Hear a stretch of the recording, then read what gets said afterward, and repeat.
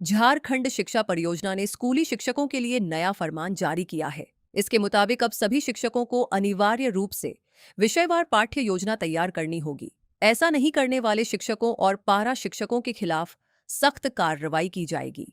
उनका मई माह तक का वेतन या मानदेय रोक दिया जाएगा।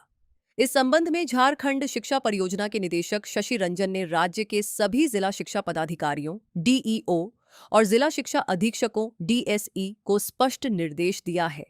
विभाग का उद्देश्य नए सत्र की शुरुआत से ही शिक्षा की गुणवत्ता को बेहतर बनाना और शिक्षण प्रक्रिया को व्यवस्थित करना है। निर्देश के अनुसार सभी शिक्षक अपने अपने विषयों की विस्तृत पाठ्य योजना तैयार करेंगे और उसे प्रधानाध्यापक या संबंधित जिला शिक्षा पदाधिकारी से अनुमोदित कराएंगे। इसके बाद ही उस योजना को विद्यालयों में लागू किया जाएगा। शिक्षा विभाग का मानना है कि सुनियोजित पाठ्य योजना से छात्रों के सीखने की प्रक्रिया अधिक प्रभावी होगी। शिक्षा परियोजना ने यह भी निर्देश दिया है कि अप्रैल और मई महीने में विद्यालयों में आधारभूत आरंभिक कक्षाओं का आयोजन किया जाए। इन कक्षाओं का उद्देश्य छात्रों के पूर्व ज्ञान का आकलन करना और उनकी कमजोरियों को दूर करना है। इसके तहत सभी छात्रों का बेसलाइन असेसमेंट किया जाएगा। इस आकलन के आधार पर छात्रों को ए, बी, सी और डी ग्रेड में वर्गीकृत किया जाएगा।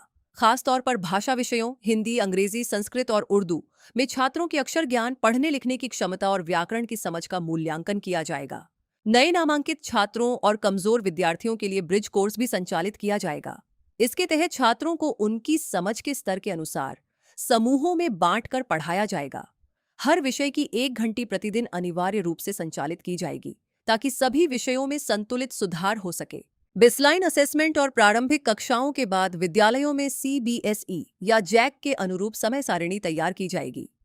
कक्षावार टाइम टेबल बनाकर उसका सख्ती से पालन सुनिश्चित किया जाएगा। इसके लिए विभाग ने कक्षावार और विषयवार सिलेबस भी जारी किया है। शिक्षा विभाग के इस फैसले को शिक्षा की गुणवत्ता सुधारने की दिशा में एक बड़ा कदम माना जा रहा है।